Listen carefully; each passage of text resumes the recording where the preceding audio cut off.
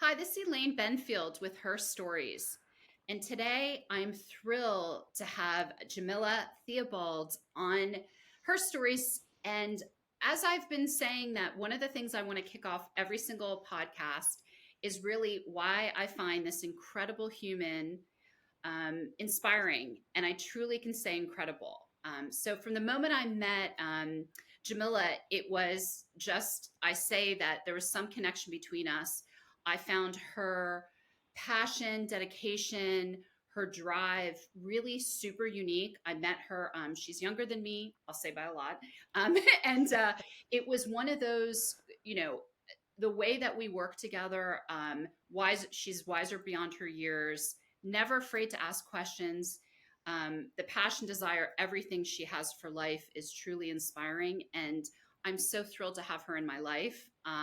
And that is why I wanted her to be here. So, Jamilla, I'd love you to introduce yourself and welcome to Her Stories. Hi, Jamilla Theobalt, formerly Jamilla Wright, or sometimes I go by Jam, as I did when I'll I met slip. Elaine. Yeah.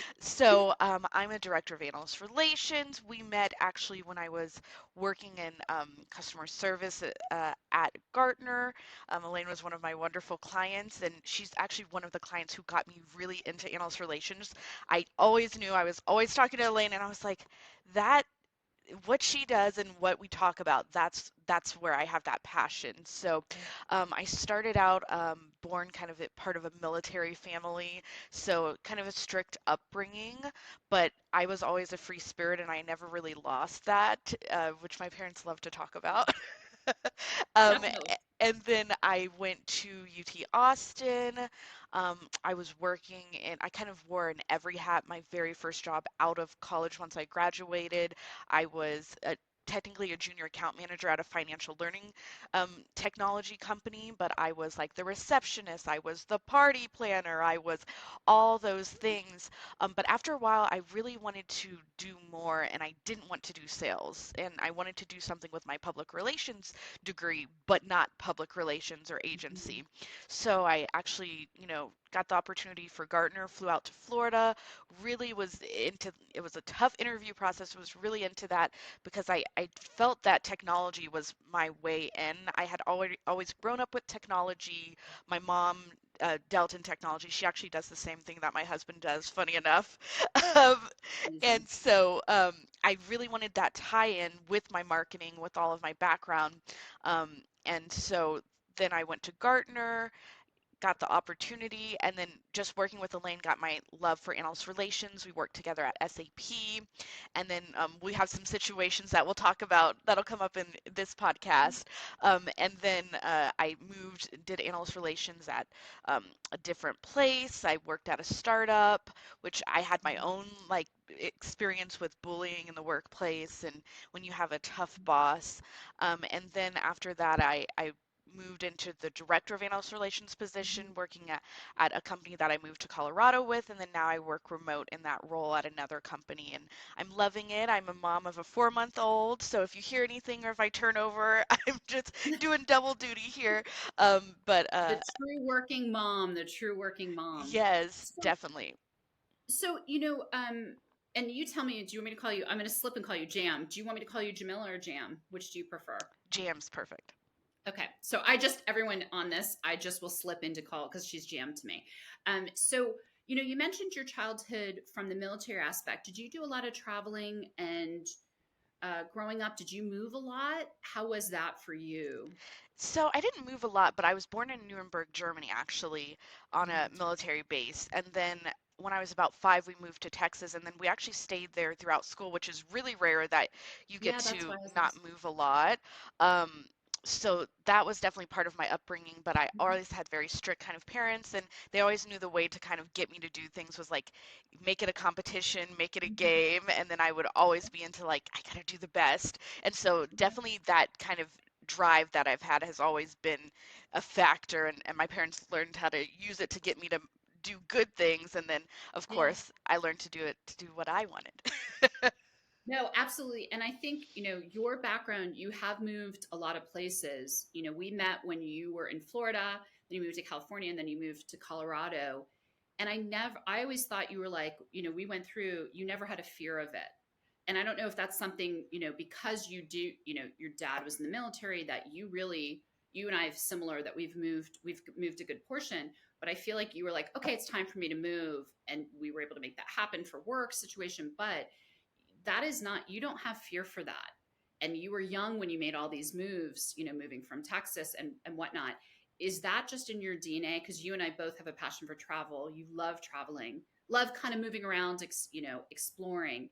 Do you feel that childhood, having parents the way you did and their background, helped you to not have the fear of moving and exploring? So I don't, because I didn't move a lot in the military, but because I had like really strict parents, we didn't go on a lot of trips, and so I was always This is daydreaming you about the first. places I would go, and I loved Oh, reading and reading about yeah. other places. And so for me, I think I never have that fear because I've always wanted to like have new experiences and explore a new place So and it's almost the live a new opposite. place. Yeah, Because you exactly. didn't travel, because you're an avid reader, and that gave you the chance. So that's interesting, because you're right. If you didn't move from Texas, then that's, part of it. So one thing I give you credit, and I've said to you many times in the past, you always know when it's the time to leave. We'll get into some of the factors of why, but my generation is, I'm about to be 15 years at SAP. We tend to stay a little longer. We tend to find other roles within the company. I know there's always that point, but how do you get the courage? Because I feel like you've figured out how to navigate and keep climbing and doing something that I think your generation, and even, in people in their 20s, are really just figuring out. You're not happy or you want to move on. How do you do that? Because I think you are really super unique in that, and just know how to do it well, and do it well, I think, is also the Definitely. And I key. even think a lot of people my age, I think capitalism trains us to like stay where you are. It's safer, it's better, Never and leave. be loyal to this one Yeah. company. And we have to be loyal to ourselves and what our calling is. And so my family always jokes, me and my dad super love Star Wars, and I'm always like, I Hmm. go where the Force takes me. And Yeah. but it's really just that instinct, that feeling in your stomach when when you're no longer happy or something just feels like stagnant. You just kind of start to Yeah. feel that icky feeling. You get Yeah. that ick. Some people get it with people. I get it with people and places. Yeah. You really so do. You so do. Yeah. so sometimes It's a when I have that, superpower, though, because you're like, it's time, and you knew that, and you do that really well, to give you yeah. real credit. And my I think husband it's has mentioned too, honoring he's one. like, sometimes when you get that feeling, I know just to listen to you, even though I have no idea where it comes from, because I Yeah. know that you'll be right about it. And it's just like something instinctual that I think we're Yeah. taught a lot of times to ignore our instincts and to go by Yeah. like what someone's telling you, or, you're part of the corporate family. And I'm like, unless a company's treating you the way you deserve to be treated, you really feel Yeah. valued. Like the place I'm at here, the remote company I'm at, I feel really valued. I just had like I'm coming at the end of my 5 months maternity leave, which Yeah. when I talk to my other mother friends is unheard of. Things like that make me like stuff like that makes me happy to stay. But roles before, it comes to a point where you don't feel valued. You start, Yeah. especially even being in marketing where it's more female dominated for us, there Hmm. comes spaces in corporate and technology, and still tech world is so male dominant. And I think a lot of men don't realize they treat women default like the secretary no matter what Yeah. your title is. No matter what. And it just some men are really bad at it, and when it becomes a working environment where that is the main people that you're Hmm. talking to, that you're dealing with, that gets old day in and day out. Especially if I like to make a difference, I'm not someplace just to And make you a work really paycheck. Yeah, and you work really hard. You brought up something which I think also, to me, you also left very high. yeah, A lot of people you and I've seen in our career, they leave at that low point where it's like they're ready, disgruntled, they're not happy, and you're like, oh, you should have left 6 months ago.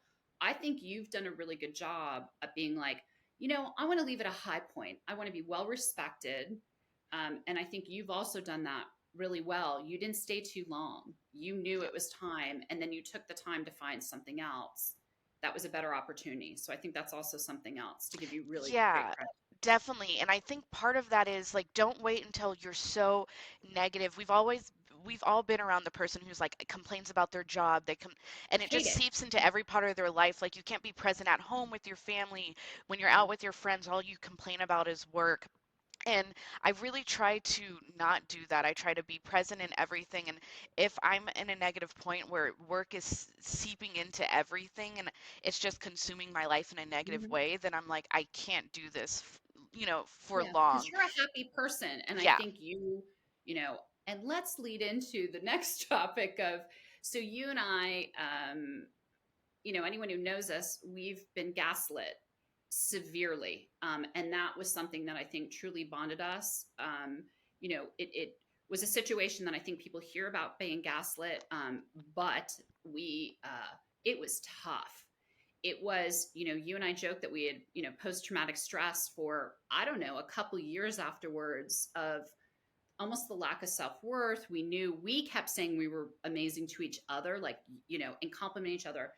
You know, with that, what did that experience do for you now? Because I would, I'd love to hear from you and tell you kind of my thought, but it was, the best of times because I had you and other great colleagues, but boy, that was probably one of the hardest stages of my career. And you were Yeah. younger dealing with it. And as much as I could shield you or we were partners, it just, It hit it us was both, yeah. And I hard. love that you said that because working with you, working with such great colleagues, and I remember, at one point it was just like a team of awesome women, and it was just over time as change happens so quickly with these tech organizations, then we were in not such a healthy environment, not working with those same individuals, things get moved around, and Yeah. I think, you know, there are blind spots for companies sometimes where they let the wrong Mhm. person. And I mean, I was getting calls at like 9 p.m. and like I it, I had just never had this experience with a boss where they're like kind of trying to tell me stories and pit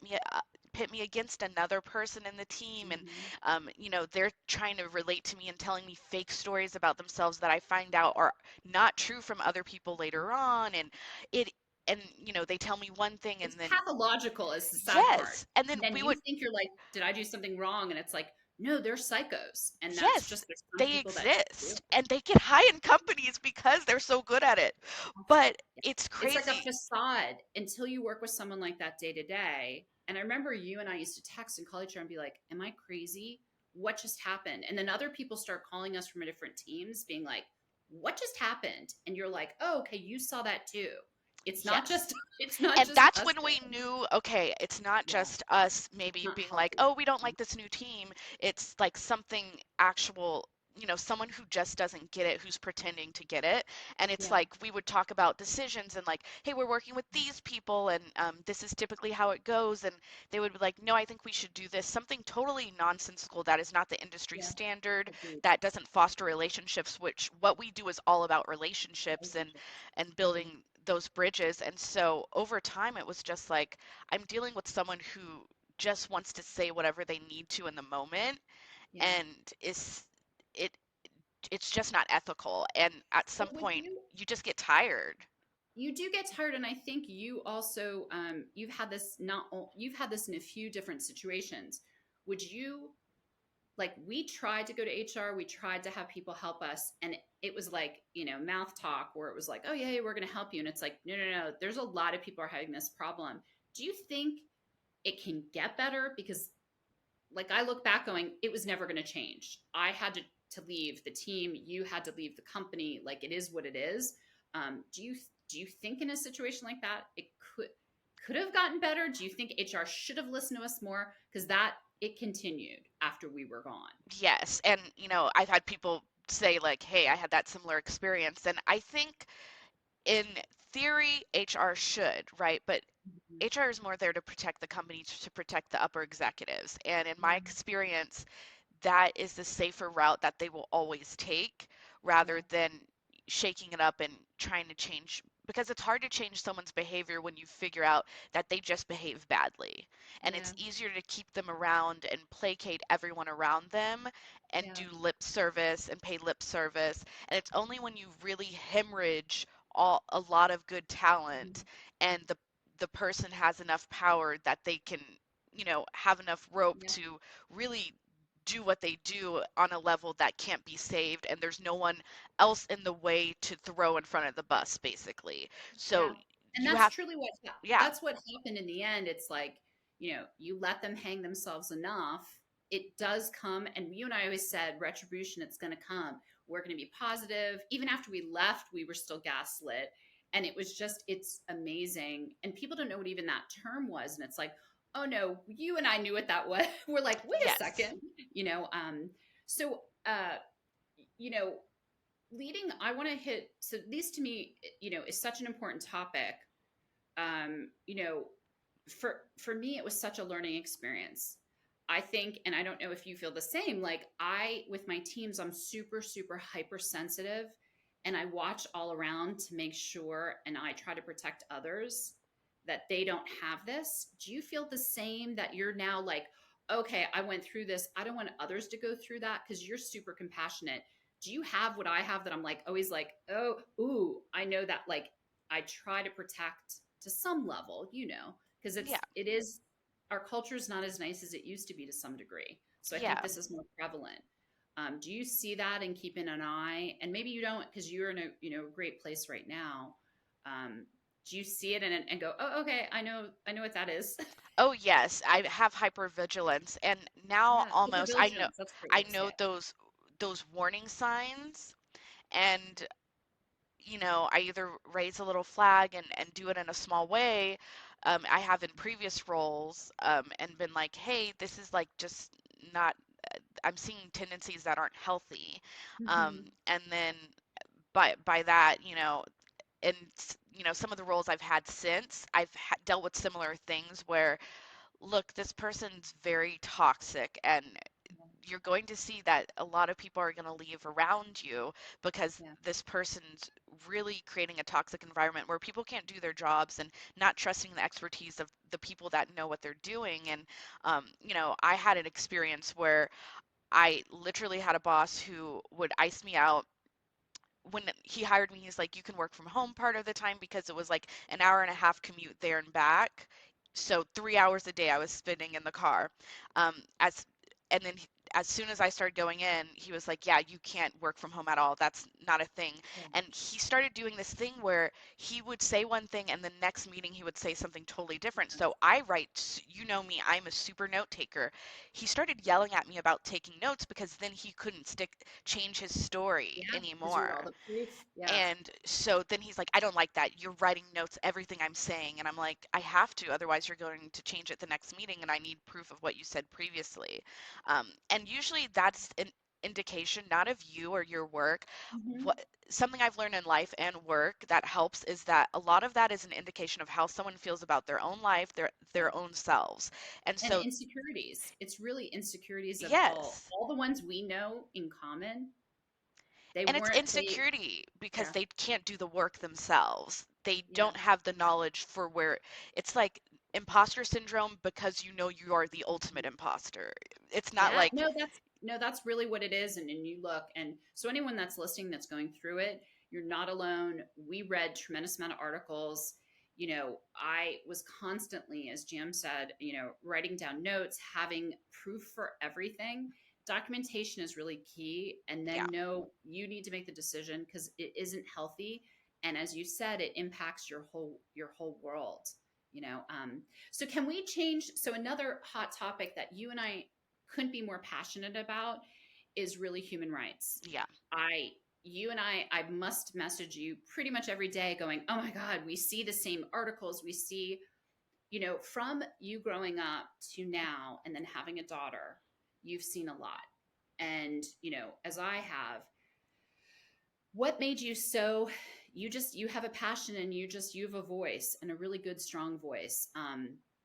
You know, talk to me about what was the trigger, and you don't have to, yeah. whatever combination it, you know, I feel like you have such a great voice, and, you know, you're just passionate to try to make a difference. And that's super, everyone needs to. And I think you Yes. do. And there's so many people who like they're like, yeah, that's important, but like I'm here in my life, but Yeah. everything connects, and when you see how it all connects, it is important to like speak up and stand up. And for me, it started really young. I might have told you this story. I'm not sure if I had. So I was in third grade when I experienced my first racist incident. There Hmm. was a girl who she told me, you're ugly because you're black. And that Oh my. alone for a third grader is so much, but it was what happened afterwards that, I mean, the school was great. They were like trying to help, and No one And contacted. what was the breakdown of your school? Was it predominantly white? Was it predominantly like what was the background? Yeah, it was predominantly white, but everyone was like, "That's wrong. I'm so sorry that Yeah. happened to you." Yeah. And everyone was making this big deal of it. And I remember just being like, "I don't want my parents to know that this happened to me Mhm. because it'll reflect badly on me." And so I made the decision. They're like, "We'll contact your parents." And I said, "Please don't." Because I just didn't want this to turn into like I felt like I had done something wrong. And so it's like that sense of taking so much ownership and so much like making such a grown-up decision that Yeah. young, dealing with something like that that no kid should ever have to deal with, No. that I think Would you would you do that again? If you were back in third grade, would you have told your parents now knowing? yes, I would have. You need those Yeah. advocates, but it's almost like, But at that time, you're so young. yes, and anything that You makes you feel otherwise, like you're the other, you want to Yeah. hide from it, especially when you're that age. And things have started to change now, and we want to keep that Mhm. going where people are comfortable being themselves and being their full identities, and people recognize that. And um, so that's something I think it started a passion for me, feeling those feelings of like something's Mhm. not right and I shouldn't have had to deal with that. And then just growing up as a black girl in Texas, you hear like, "You're beautiful for a black girl. So you're mind blowing. you know kids would call me Oreo. They're like, "You are too articulate, you talk like this, you're not black." And it was just, and I'm like, why does blackness not mean intelligence? Why does it not mean Mm. I can talk like this, I can talk like that? Like, we can be so many things, and everyone should have all of their complexities and all everything that they want to be, and still identify how they do, who they And I are. can I tell the one story about Oh, yes. you know where I'm going. I love that you know where I'm going with this. So we talked on the phone. We met, and I never looked at LinkedIn. We just clicked, and then when I fought Yeah. to have a position open, you got hired, and someone on the team was like, "Hey, do you know Jam's Black?" And I was like, "Nope." Didn't even think about Yep. it. Didn't even was like it didn't even cross my mind. But it wasn't. She didn't mean any harm. She just and I just was like, does it matter? Like, and Yeah. then it was, and I just always, that to me was so wild because I was like, didn't even like, it's Jam. Like, I don't care. I want to work with her. Like, Yeah. but that's not that long ago. And Yeah. that's what I find remarkable. It's like, what? Jam couldn't be in tech. She couldn't be smart. She couldn't be hard. Like, and it's still, I feel, just learning from you, that's just mind blowing to me. And it's like, I didn't even think about it. Yeah, So, and what I notice now so much is so many people help someone, but only someone that looks and has a similar background to them. And what I think is so incredible about us is you, you relate to someone on a human level, and it's not just, "Oh, like you're mhm. blonde, I'm blonde. Yeah. Let me help you out." Or I'm not Yeah. like, "Oh, you're from Texas? Okay, let me help." It's like much deeper than that. You see someone's work ethic, you see their drive, you really see their and the talent. person Yeah, and the person and I think that's part of your human rights and what I think me and you, we're trying to create a voice for people that don't have a voice, and I yeah, think you have this incredible voice, especially with your life and your newborn, and trying to you know to, just to make a difference. And I think that's yeah. something it's are you and tell me, I don't, whatever you're comfortable with, are you like, are you scared? How are you? And I know you live in Colorado, but like, the world is frightening. I It have my is, yeah. own family issues that I'm scared of, for safety.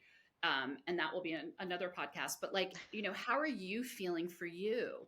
Yeah, And your beautiful daughter, like, how are you feeling? it's tough. And being a woman, I know firsthand because, I mentioned my military background, and because I had strict parents, oftentimes you then tend to be easier to be found by abusers. And so some of my first romantic relationships, boyfriends, they were abusive relationships. And so I learned so much from that about how you do help domestic violence victims, and how you do, there's certain laws that really protect abusers. And so Yeah, that's one thing I'm so passionate about, helping women and helping, people who abuse all these yeah, victims, because these people look for anyone that can be other, that they might get, the law might look friendly on them, and they might Mhm. look at this other person as like, well, what did you do? And as we know, the victim often gets blame, and there's so many Mhm. laws in place that protect the abuser and make it so hard as a victim to even come forward, to even be believed,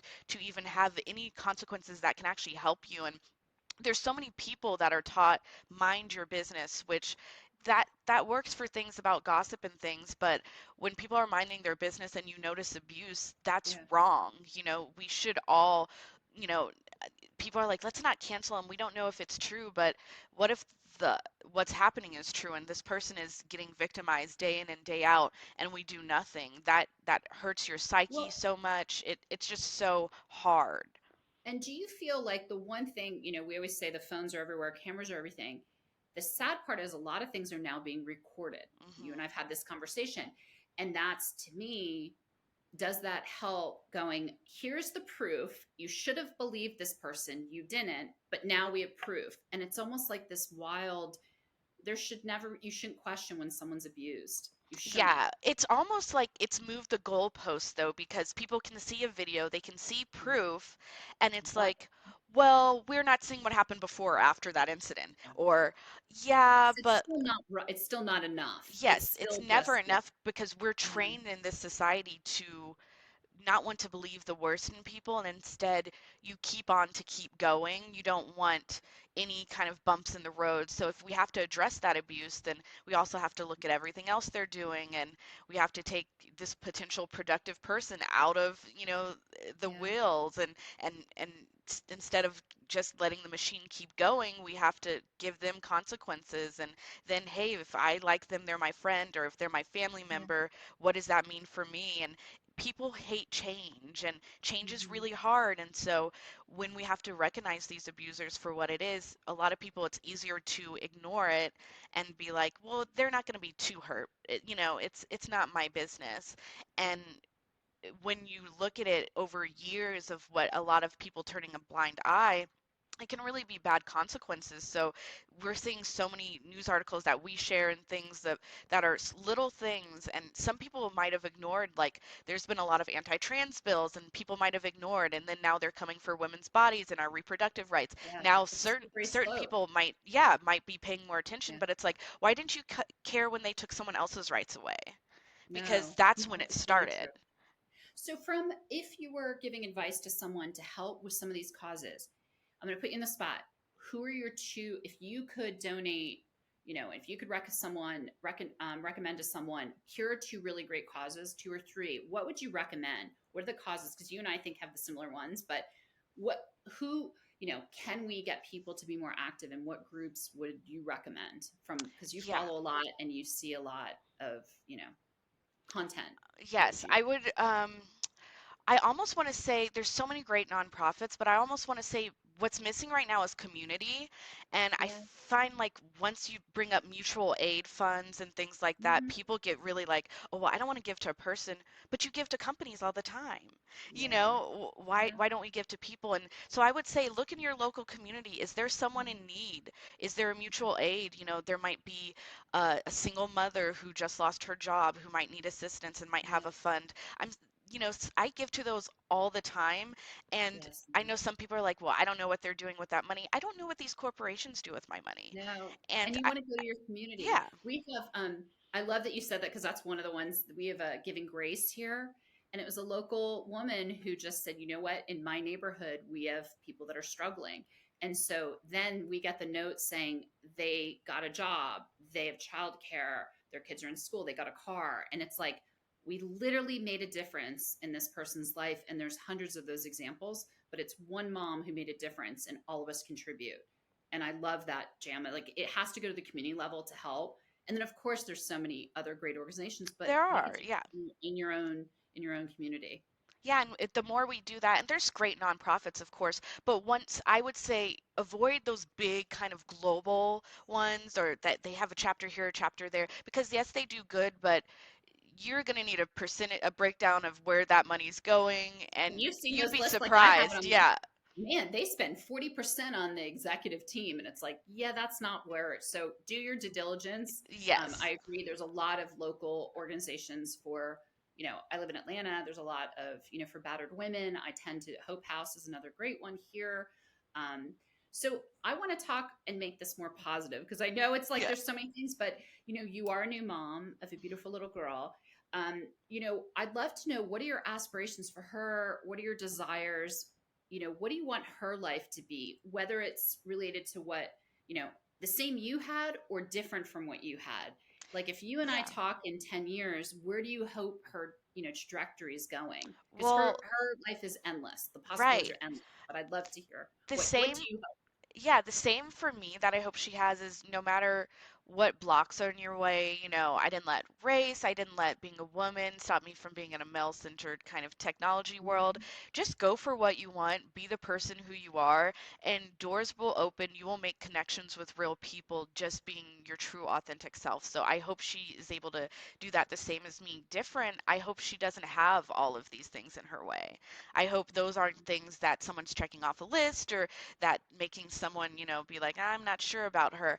I hope that she can just use her talent, use who she is as a person, and it Mhm, doesn't have to break down like, oh, you're a biracial, female from mhm, this area and from this, bracket of, mhm. so I Yeah. just hope that that stuff isn't in her way. And then I hope that more and more people are fighting for each other. I don't care, what you affiliate with politically. I don't care about anything like that. Fight for people and our rights and us as a community to stand against hate and for people to stop, trying to tell other people like who you are makes me uncomfortable, so I want to control you. We need to fight so we can protect Yeah. each other's rights, each other's happiness, and then our kids, like my baby girl, can do what they want without, worry of hate, of Yeah. violence, things that we worry about every day. I would love for her to grow up in a world where she doesn't have to worry about things like that. But don't you think like and you'll have to listen like, my 17-year-old son, we talked about that and I said, "Do you think the upcoming generations are going to be kinder? Do you think we're going to boomerang back that finally we can get like gun laws passed to protect our children and do you think that we are at such a low point with society being mean and unsafe that you like when she's 25, do you think, oh my god, we're finally gonna make a difference to protect our children? Do you have hope for that? I do have Because hope because sometimes it's doom it and does gloom, but it's like, but you have to sometimes. have positives.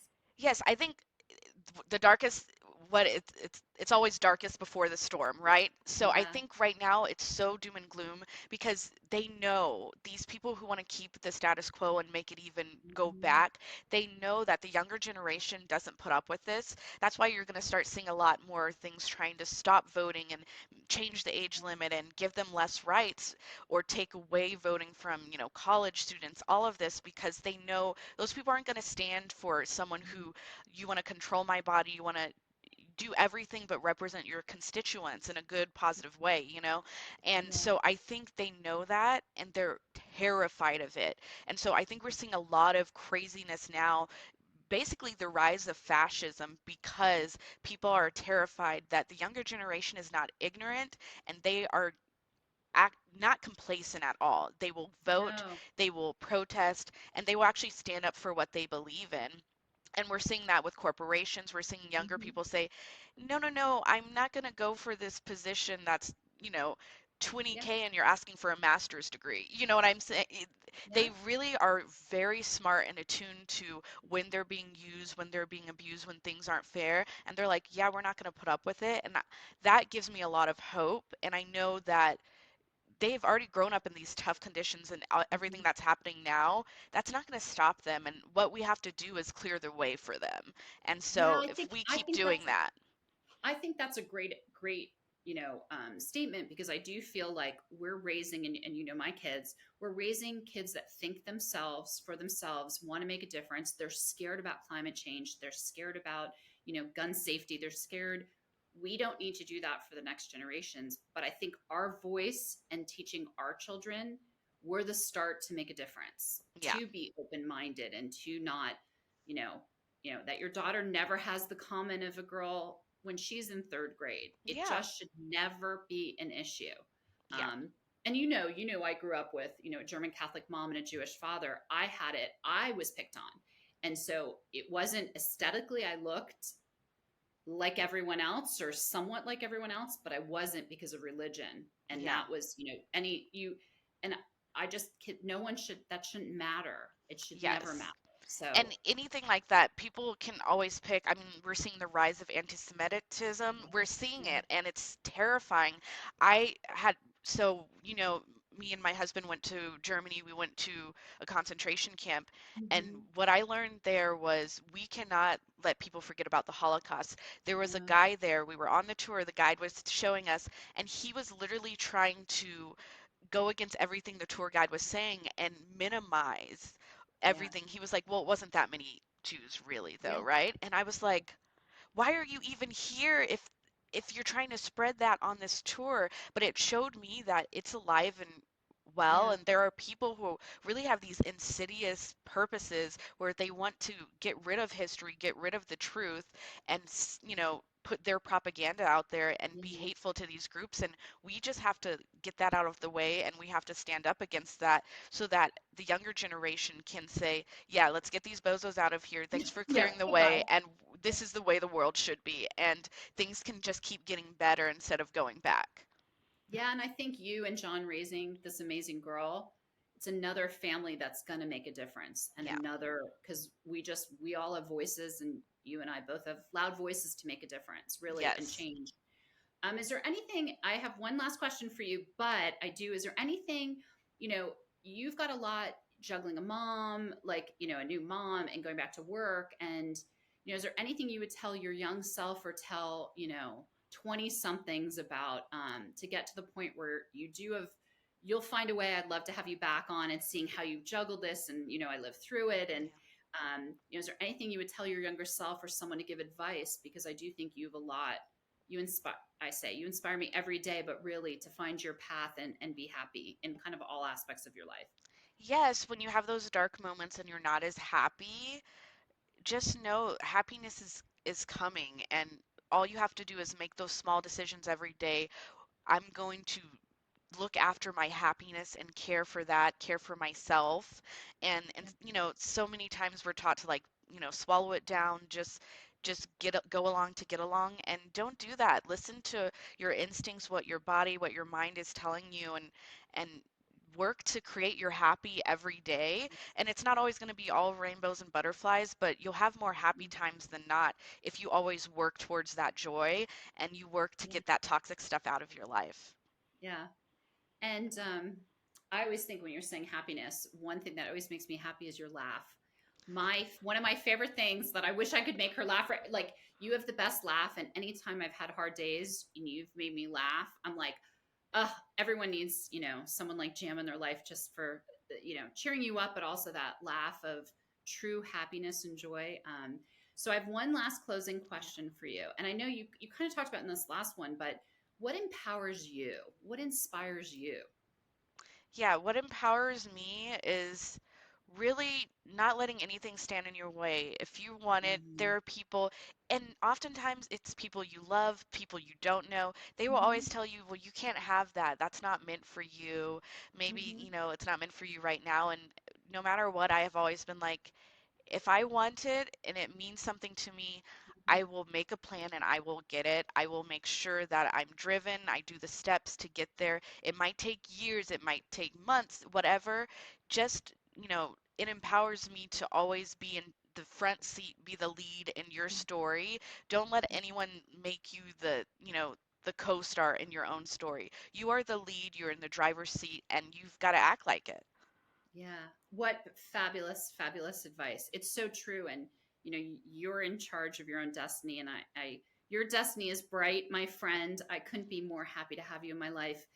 As I say, like, I go get emotional I'm so thankful you're in my life. You inspire me every day. And I can't wait to see where this journey of, your career, but also motherhood and a wife and everything else in between takes you. I really appreciate you joining Herstories. I can't wait to have you again and talk about, hey, all these different wonderful things, and look forward to seeing where your next avenues take you. And thank you, Jamila, very much for joining Herstories.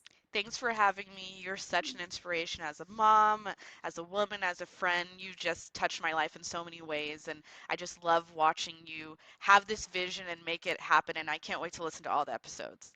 Thank you so much. Thanks, and stay tuned for next Her Stories.